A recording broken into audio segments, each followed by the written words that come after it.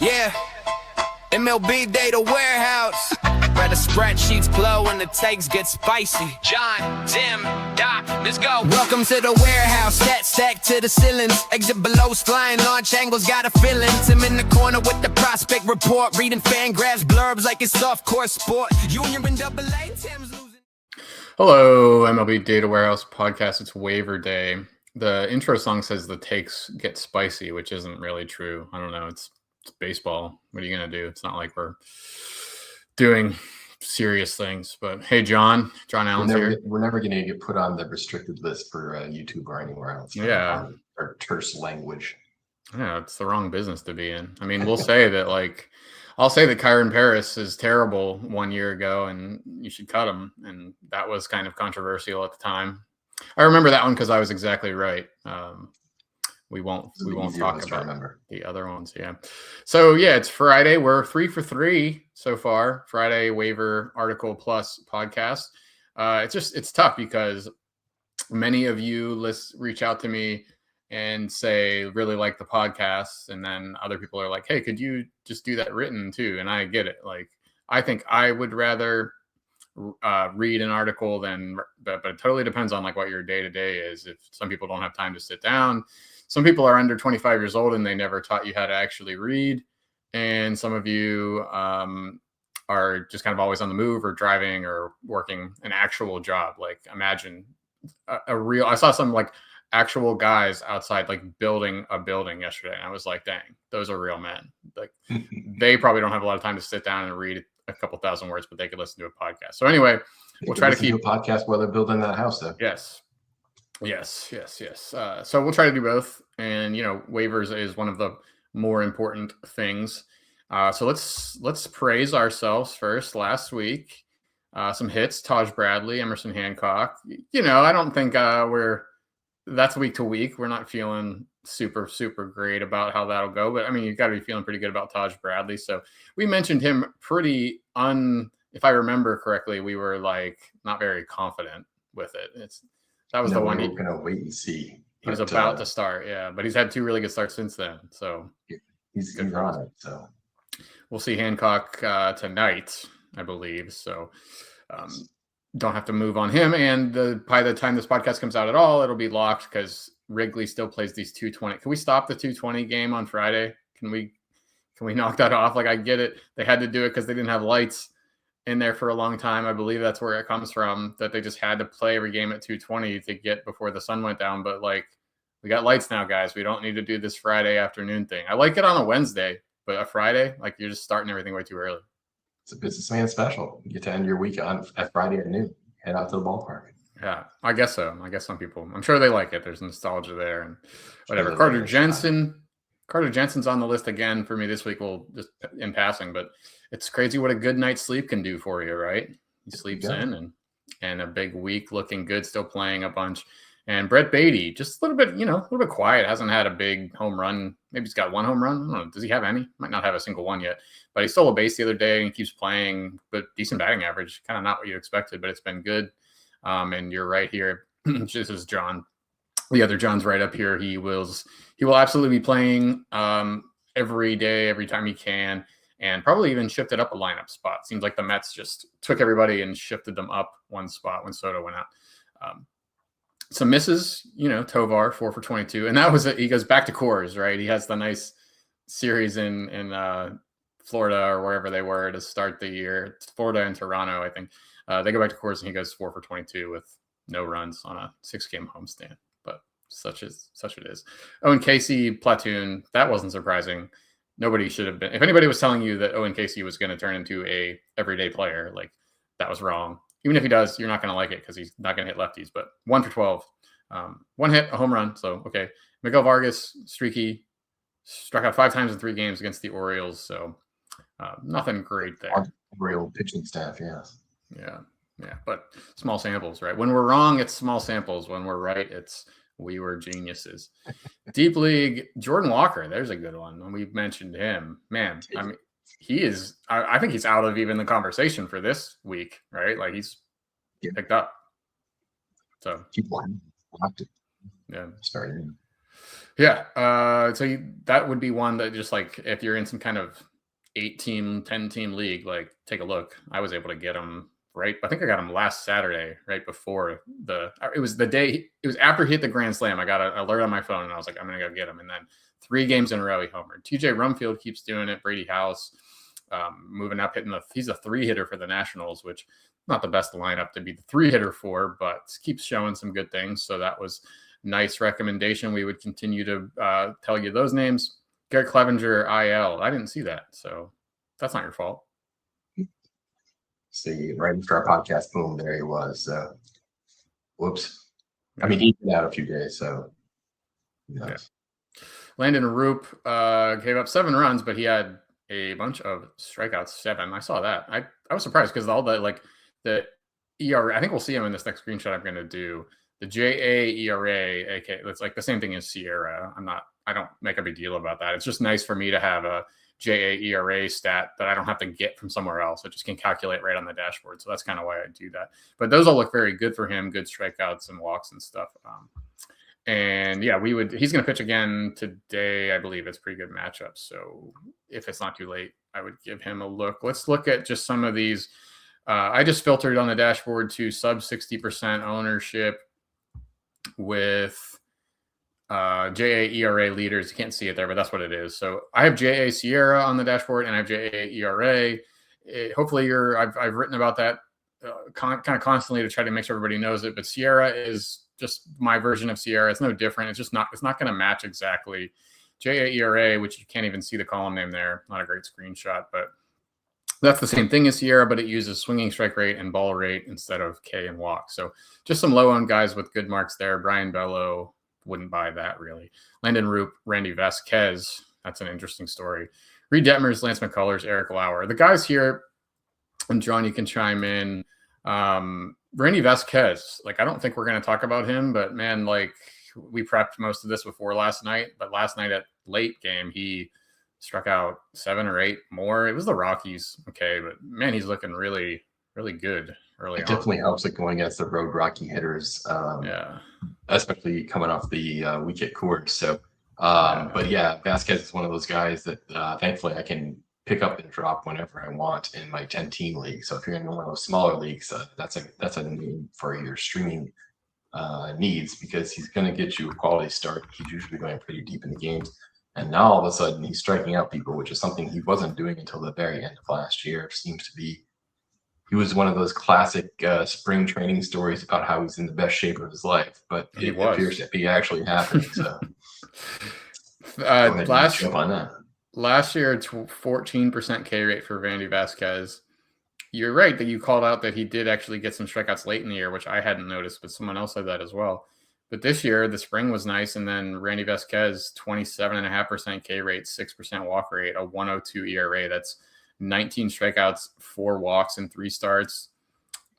It was 6 innings against the Tigers, 6 innings against the Red Sox, and then 5.2 against the Rockies at home. So again, like super soft schedule.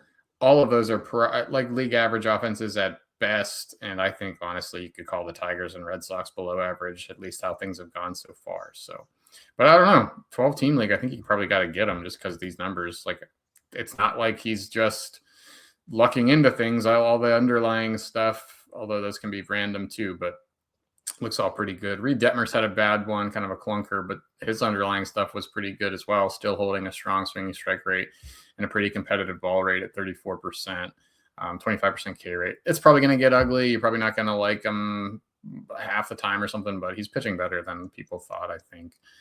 He's one of those classic guys that his stuff always looks so good. Yeah. But the results never match the stuff. Yeah. I mean, I've had him on my team a number of times. He always gets sucked into he finally has that one big outing, goes out there, doesn't walk anybody, gives up 1 hit in 7 innings. You're like, he's back. And then all of a sudden he's got 2 or 3 clunkers in a row. So, buyer beware on Reed Detmers. He's got a no-hitter too, and his no-hitter 3 years ago, whatever. He had like 4 strikeouts or something. It wasn't even like one of his best starts. Weird guy, but you will get some good starts out of him. It seems to be true there. OPS leaders under 60% owned. This is just a decent thing to, I like the dashboard every once in a while. Josh Bell is having a great year. We'll get to him. Ryan O'Hearn's also been very good. Jordan Walker is here. Oh, and Casey with a 1.002 OPS. That must be right still, I guess, even though it's kind of a slow patch here. Liam Hicks, Garrett Mitchell. We'll talk about him as well. Then Rumfield's there, Dubon, Maxwell, Muncy, as I call him, Cam Smith, Francisco Alvarez. I think you got to add Cam Smith. I think you give Rumfield a look, but I imagine the stats away from home end up not being too great. Liam Hicks might have been a kind of a flash in the pan. He's not really playing against lefties, but the guys here that I think you should pick up like everywhere would probably be Smith and Jordan Walker and maybe Garrett Mitchell. I mean, he'll probably end up getting hurt and strikes out a lot and doesn't play against lefties, but he's got like 95th percentile, both bat speed and sprint speed. So that's always nice to have.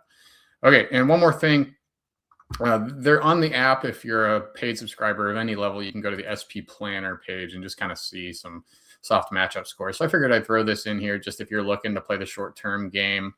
Luis Severino he's got the best possible, but the best schedule of available pitchers coming up. He gets the Rangers and White Sox, not necessarily next week. That's going to be, it looks like Tuesday, Sunday maybe, but these aren't 2-start streamers. And if you're watching the video, you can just take a quick screenshot of this. I'm not going to go through it for long. Colton Gordon will return. He was a guy last year that threw a ton of strikes, just kind of a decent whip guy, maybe because he's throwing a lot of strikes. We don't know. We haven't seen him yet this year, but he's coming back for 2 starts against the Rockies at home and then the Guardians, which is nice. Christian Javier would not recommend, but again, at home against the Rockies at Cleveland, that's very good. Cade Povich, Cade Cavalli, 2 other guys maybe throw in there. Povich gets the Giants and Guardians, and then Cavalli's lining up against the Pirates in Pittsburgh and then the Giants at home. So that is something every day on the web app gets refreshed, and that's how that should help you. So let's do it to the actual guys we planned on, the shallow league targets. And this is mostly John's work here. I threw in some, but you put Noelvi Marte down, which I thought was interesting. So let's hear it. Yeah, he started off slow, and his playing time seems to be slipping away. Before the season, you were looking at a guy who was probably going in the top 150. I would imagine if you have a Martin owner like myself in a league, they might be willing to sell low. He's still in his 20s, 24, I believe. So there is still something there. It's just the playing time doesn't seem to be there at the moment, and he isn't hitting. So it's another excuse not to play him. Yeah. So if you have an opportunity to buy low, that might be somebody you're interested in. And I think Bryce Elder would be the opposite end of that spectrum. Playing out of his mind. I don't think this is going to last very long. His usual suspect ways in the major leagues is that he has a couple of good outings and then he's just awful after that. Yeah. So we'll see what happens with him, but I just don't believe in what's happening. If you have somebody that needs a pitcher, or somebody like me who all of a sudden woke up on Tuesday was like, what happened to my Hunter Brown? They might be interested in Bryce Elder. I told you that Hunter Brown wasn't a good pick, right? Because everyone keeps telling me that, but he is the direct opposite of Reed Detmers. He is a guy whose stuff looks terrible, and yet the results are amazing. So that's a joke because I didn't say it because he was going to get hurt. I said that he would stay healthy, but just not be as good as he thought, and it was the opposite. He was great, and he got hurt. So too bad. Noelvi Marte and Bryce Elder. That was. I can't back up the Bryce Elder thing, but okay, yeah, he can locate and do some things. And sometimes you just need a guy that'll go through 5 or 6 innings. So it's a different thing. Joey Cantillo, Carter Jensen's on the screen as well. He's probably not owned, but hitting home runs. If you're in a 12-team league, you probably should have him. Joey Cantillo, terrible fastball, man. It's like a joke how bad it is at earning strikes at least. And it gets hit hard, but the changeup seems to just be like the best pitch in the world because he has looked really good so far, and you like him. I like him. Again, like you said, it's very difficult to determine what's going to be the game that he's going to pitch well in. But when he pitches well, he pitches really well. So I imagine it has something related to do with whenever he doesn't have to throw his fastball that much, he looks amazing. I mean, he was terrible first game, great second game. We'll see what happens third game. The matchup doesn't seem to be like it would be easier to be like, oh, when he plays against, below average team, boom, he's the guy. But that doesn't seem to affect him either. There doesn't seem to be any rhyme or reason. If you can figure out Joey Cantillo, you could make yourself some good money. But he's definitely one of the many streaky pitchers out there. But if you get him right, it's a very nice outing. Yeah, I think it's just like, okay, I got to throw this fastball 35 times, and there's a decent chance that I just sneak it by, or like they crush it and it goes foul or something like that. And if I can just get ahead, get a couple lucky calls or spot it well, or again, like just like the hitter takes it or whatever, like it's just kind of this random game. But he doesn't need the benefit of variance or randomness with a changeup because it's like unhittable. So yeah, there's a lot of those types of guys, but it's a good start for Cantillo. I wouldn't be like, you're right. There's a lot of these guys that they're going to have excellent outings. They're going to have spike weeks, but you just have to be prepared for the downside. If you want to just close your eyes in a 12-team league and start them every time and just try to like, don't get emotional about it, then I think at the end of the year, like it could be more good than bad, but you know, it's a Jose Soriano type situation. That's not a great example, but you know, good and bad, lots of both, but you're hoping that on balance it works out. Dylan Dingler. Yeah. People are finally giving Dingler some respect. Not really a 10-team league catcher, I don't think, but he's hitting well. Yeah, he's a guy that I would like to have if I'm in a 2-team catcher league, or if I'm in a league of 15 or more, because he does everything well. He doesn't do anything great. He's not going to hit you 20 or 25 home runs. He's not going to drive in a whole lot of runs. He's not going to score a whole lot of runs, but he's going to hit for a decent average. He's going to get you maybe 15 to 18 home runs. He's going to get you up to 70, 75 RBIs, which is not too bad for a catcher. He's going to get the majority of the playing time there with Detroit. So he's a guy that doesn't do anything great, but also isn't going to hurt you. So if you lose a catcher or you are in a deeper league, that's a guy that I would look to target. Hey, I agree. I think the projections were just low on him, and people were low on him because they thought he was still not like the everyday catcher. And he's not every day, but like last year he came in as the backup, and now it's just flipped this year. He's got a 302 xBA. It's pretty decent, 24% K rate. And I think that'll actually go down. That's higher than what we're used to seeing. 390 OBP, a 7% walk rate. 318 BABIP's a little bit high, but I mean, he does a lot of things well. Again, not a 30 homer guy, probably not hardly a 20 homer guy, and not steals, but we're talking about catchers. So I like that. Again, like you probably still opt for the Jensens, Basayos of the world for the upside and stuff, but 14, 15-team leagues or anything with 2 catchers, like I agree, very underrated for Dingler. I'll try to clean up some of these screenshots. We're back to shallow league options. Another pitcher that makes me a little bit sick, Nick Martinez, but let's see. Yeah, another guy that isn't going to strike out a lot of people. I'm a little more interested in a quality start league because he is a guy that can probably get you 6 innings. The Rays saw something in him. They gave him what would be a huge deal for the Rays. I think they're going to pay him $12 million this year.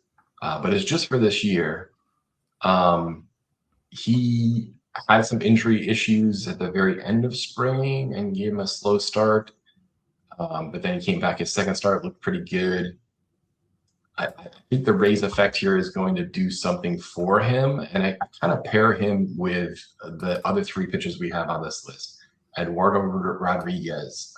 Everybody saw him at the World Baseball Classic, hold down Team USA. Yeah. He was horrible. He's been horrible basically since he signed that big contract with the Diamondbacks. But all of a sudden, coming off the World Baseball Classic, he has looked good so far this season. Jeffrey Springs looked really good last night against the Yankees. He's off to a great start. He's another one of those guys. He doesn't strike out a lot of hitters, but he's a guy that is going to give you good ratios and doesn't seem to be quite as affected by playing in Sacramento as the rest of the Athletics pitchers. So a guy I feel pretty safe about having out there most every single week. And then when you talk about Landry Bracelet before, a guy who is a younger pitcher, still finding himself, and has the weird reverse splits where most pitchers for the Giants pitch really well home. He's a guy that pitches better on the road, so be aware of that. Yeah, those first three names you mentioned, I think Roop's more of a curveball guy, but they're these weird pitchers. It's kind of the same thread as Cantillo, changeups, right? Nick Martinez is throwing his changeup through two starts, right? Three outings. He got in there early, I guess. 30% usage of the changeup, a 106.4 stuff plus if you care about that. I don't look at stuff plus much for changeups, more of a fastball stat for me, but it's not a bad thing. 79 mile an hour velo that comes off the 92, 93 mile an hour fastball. So big disparity there, and a 20% swinging strike rate with 0 fly balls allowed. So that ball's getting pounded into the ground overall, a 56% ground ball rate, which works. And it's the same with Springs. Like Springs' best pitch is a changeup. Eduardo Rodriguez, I think you could say the same. I think because Eduardo Rodriguez is even throwing that one most often. Pull that up. Yeah, changeup 34% usage for Eduardo, just above the fastball at 32% usage, but not great numbers for Erod's changeup. It's never been known as great, but a 65% ground ball rate on it so far, 51% ground ball rate overall. And I think that's just kind of maybe what you see when these guys realize, okay, I'm not going to blow guys away. I don't have a great fastball. Let me just raise the changeup usage up a little bit and keep the ball in the yard and hope my defense can do good things. So that seems to be, I don't know if that's really a trend, but it just seems like we're talking about changeups more often than the last. Landon Root, probably the lead guy of this group that I would say. I don't think any of these guys have staying power. Maybe Cantillo will, but Root might be a guy that actually you feel pretty good about all year. But again, like you said, better at home than on the road, and he is not at home right now, but we'll go back. Matt Shaw, here's an interesting one. So he's in the lineup quite often. What happened with that? Suzuki's out. Lots of injuries there in the outfield for the Cubs, to the point that they had to bring in Michael, gosh, now his name is striking me. Starts with a C. Anyways, Shaw got some time in the outfield. Yeah, Conforto, yeah. Former Met, gonna be great. Never was great. But Shaw, on the other hand, lost his third base job when the Cubs went out and signed Alex Bregman. And then he's been looking for time in the outfield, and he's been finding it because they don't have as many bodies out there as they used to. And he's hitting the ball pretty well. So hitting for a little more power than he did last year, especially at the beginning of the season when he was just terrible. But he is a guy who can bring some speed and a little bit of power. Playing time, obviously, is going to be the most difficult part. The other part is that I would really like to see his walk rate go up because his OBP is great. But he's somebody that I'm interested in, and I'm more interested in what happens next year. I think he either goes somewhere else and gets playing time, or he gets more playing time with the Cubs. Matt Shaw was like the JJ Weatherholt a year ago. Like he was the guy that we were taking in the 15th, 16th round because it looked like he was going to make the team, and he's a top prospect, and all the minor league numbers were great. And then he has 4 bad months, and everybody just like hops off. His last 2 months were a lot better. Like he did get better. He still hasn't been good, but we're seeing here a 309 expected batting average, 356 expected WOBA. That's knocking down the door. I mean, I guess it even gets tougher when Suzuki gets back. He hasn't returned yet. I guess he has. Did he just recently get back? He might be coming back this weekend, I think. Okay.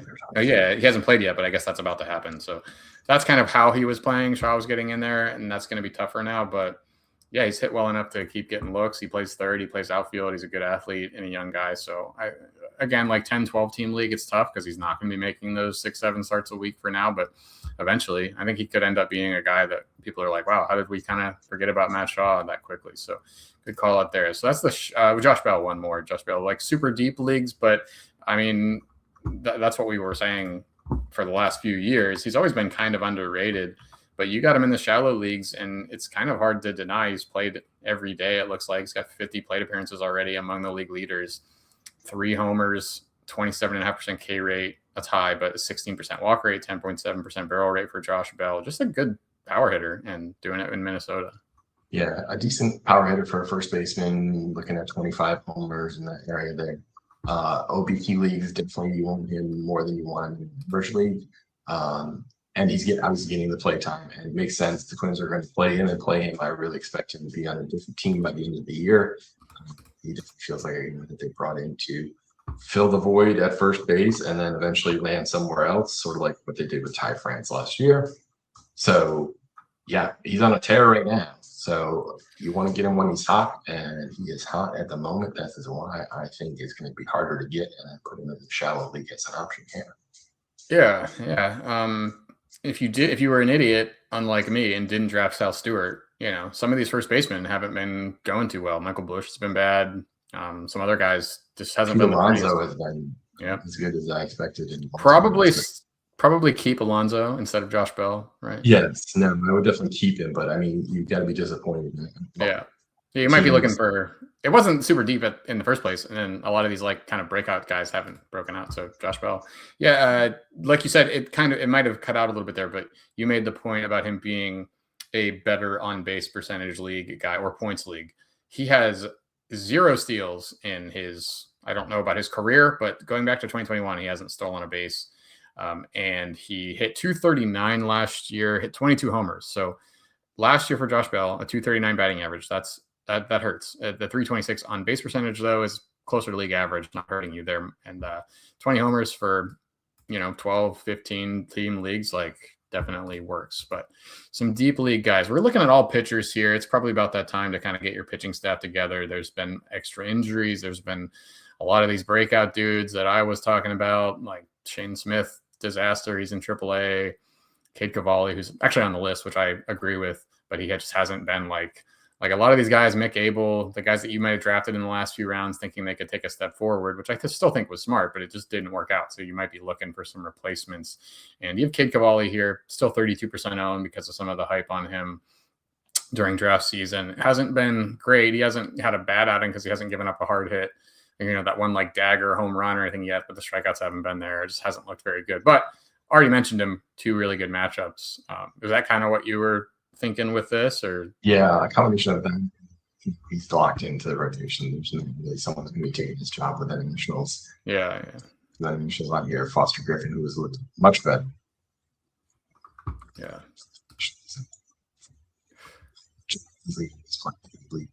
Kind of cutting out again, John. We'll have to. Couldn't hear you there, but we're gonna having a little bit of issue there, but it'll come back. So Foster Griffin, you mentioned. I didn't know he's on this list. Let's see what Foster Griffin has been doing with. Oh, where is he at? See if we can move this a little bit. How about that? Foster comes over from the Japanese league. Okay. Was a guy I think signed for $5 million with the Nationals. And he has played pretty well to begin the season, so he could be a guy who looks good here in the very beginning of the season because the Major League Baseball players have not seen him in a little while. I'll be interested to see what his pitch mix looks like. Definitely feels like another one of those pitchers who's going to throw you a lot of breaking balls and then a little bit of fastball to keep you on point. Yeah, he's got 32% cutter usage. Foster Griffin does 20% four-seamers, 13% sweepers, 12% changeups, 9% splitter, 8% curveball, 5% sinker. So that's a lot of pitches trying to make it work. And good point about maybe just being a new guy to the league. It's probably not going to end up super well, but maybe some good starts along the way. Slade Ciccone here. Let's kind of just breeze through the end of this. Try to keep this to a 30-minute pod.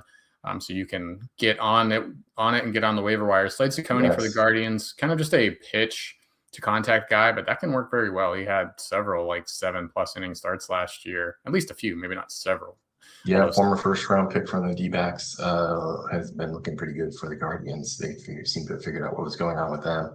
With him, Steven Matz, a guy who, he's going to break sooner or later, so better get him now before he breaks. He's pitching pretty well. Steven Matz, that was. Ciccone has, I actually looked it up last year, what's the most number of C's that can be in a last name? And he's got 3 of them, which is pretty close to the max. Yeah, that might be right to the legal limit.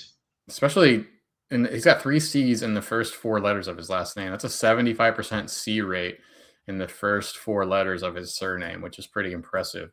Again, some whiffs this year, though, 13.5% swinging strike rate. That was not the case last year. It's only 2 starts, 11 strikeouts, 4 walks, so good start there. German Marquez, that's good. He's going to get the revenge game here at home against the Rockies. I think I already mentioned him, or he was on the screen. Good curveball, and that's about all the good you can say about him. He looked good against my Pirates, though. Marquez has a gross 13% K rate so far. So I don't know, but it's a good matchup coming up, right? There is that, and I would say Colin Ray, Cade Povich, and Patrick Corbin are all guys that are desperation fills. They're filling in for injured players on their team, so not guys that I'm going to run out and get, but if I need somebody and I need to stream, that might be a player to pick up. And the last two guys on the list here, Zerpa and Tidwell. I think those are interesting guys if you're speculative on who's going to get some saves. I'm pretty high on Tidwell because for those of you who know, Tennessee's coach is now the manager of the Giants. Tidwell was a big star at Tennessee. I don't think his stuff is starter worthy, but I could see him as a major closer, and I wouldn't be surprised if at the end of the season, especially given who the Giants have in their bullpen right now, this is the guy who's getting the saves. Okay, keep an eye on that bullpen. Didn't we? Zerpa, I thought. What did you write there? He was brought in as maybe a starting candidate, but yeah, it seemed like when they traded for him, they traded Isaac Collins to the Royals to get him. At the time, they already had 3 left-handers in the bullpen, so getting another left-hander like Zerpa didn't seem like something that needed to happen in the bullpen, and he was a starter most of his minor league career. There was a lot of chatter in the spring about Zerpa being in the starting rotation. That doesn't seem to be happening, and he did get a save the other day because they had run their closer and their number 2 guy out there the 2 previous days, so he kind of just lucked into a save. Yeah, I don't. It looks like they're going to keep him in the bullpen, and I think maybe they had another left-hander, Jared Coney, go down with an injury, so they only have 3 left-handers in the bullpen. So it sounds like he's going to stay there for a while, at least this year. Okay, I actually kind of like Cade Povich. Tried it last year. It's not going to ever be great, but he's in the rotation now with Zach Eflin, possibly career-ending. I think he needs some kind of elbow surgery. That was too bad. Gained some velo in the spring, and I don't know if that's what did it to him, but you won't see Eflin the rest of the year, and that opens up a spot for Povich to get another shot. He's like an Andrew Abbott light. Like, I always think of him and Kyle Harrison and Andrew Abbott all together as minor league lefties without much velo, but all had like crazy good strikeout rates in the minors, but then just haven't been able to do that in the majors. But Povich, another like lefty kind of funky changeup guy that I just think he has the highest upside, right there with Cavalli in this tier. So that's what I would do. Bullpen wise, there's a good article from a secret writer we have. I'm calling him Rob in quotes. And that's actually because his real name actually is Rob. Nobody's going to catch on to that. But in this article, I've been writing Rob in quotes. But his name is Rob. And I don't think that's going to like identify him. There's a lot of people out there named Rob. But he writes that. He just didn't really want the online presence. So I respect that. I'm probably going to get myself in trouble for that. But that's a weekly article that looks at the bullpen stuff, looks at some closer changes if they happen, and then gives you 1 or 2 or 3 potential hold sources from each team. So the bullpen tracker AL is up there this week. NL will be next week. I wrote a big NL East division dive, which took me a long time, but that was like probably the most fun I've had writing in a long time. So I'm going to keep doing that. A podcast came out about it too, but I think I'm just going to keep writing them. 2 divisions a week, hopefully, maybe slower pace if needed. But more of that, the central divisions, hopefully next week. And then there's DFS and betting stuff every day too. So MLBDataWarehouse.com for that. And we'll keep it all coming as long as we can. Thanks for being here. We will see you next week. Peace. Big Data Warehouse, yeah, we bring the spree. Prospects, DFS, betting strategy. John's grumpy, Tim scouted like a man possessed. Doc drafting comeback stories better than the rest. But the tools are elite and the content's free. And your fantasy trophy gonna look prestigious.